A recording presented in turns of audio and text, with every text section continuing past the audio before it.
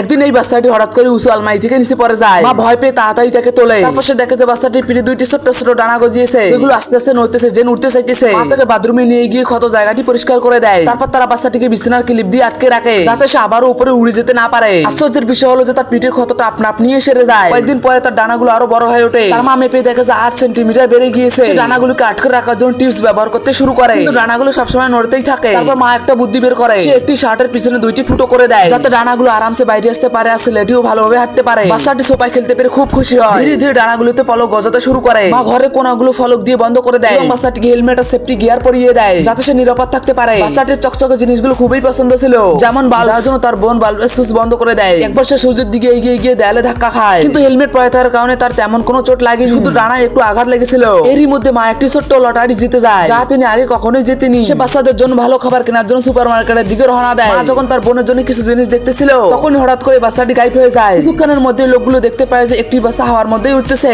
যা দেখে সবাই অবাক হয়ে যায়। তার মা আর বোন তাকে নিচে নামার জন্য রাখতেছিল।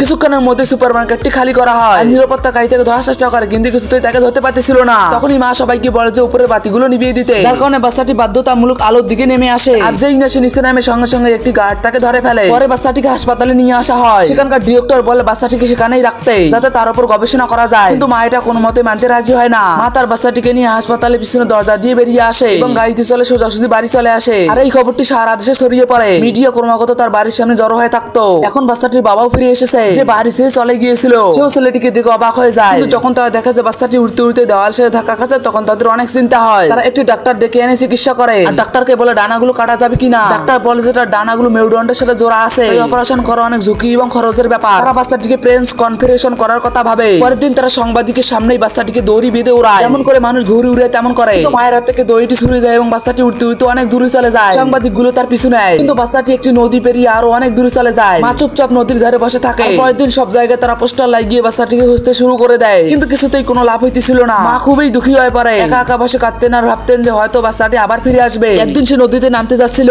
কিন্তু তখনই বাচ্চাটি আবার ফিরে আসে, যা দেখে তার মা খুব খুশি হয়। বাচ্চা ঠিক আছে, ক্ষমা চাইছে, সে দড়ি ছেড়ে দিয়েছিল। আর বাচ্চাটা তাদেরকে যেন বললো যে তাদের এখন ভালো জীবন কাটানো উচিত। তারপর সে উঠতে উঠতে জঙ্গলের দিকে চলে যায়। মাও একটু শান্ত হয়, ভাবে যে হয়তো সে একটি সত্যি ফেরেশতা ছিল। সে এখন আবারও নিজের জীবন শুরু থেকে শুরু করে। তাদের পরিবার আবারও স্বাভাবিক হয়ে যায়। কয়েক মাস পরে মা আবারও গর্ভবতী হয়। এখন তারা জানতে উৎসুক যে পরের সন্তানটি তাদের কেমন হবে। তোমরা যদি সেটা দেখতে চাও তাহলে সাবস্ক্রাইব করে কমেন্টে পার্ট 2 লিখতে ভুলবেন না।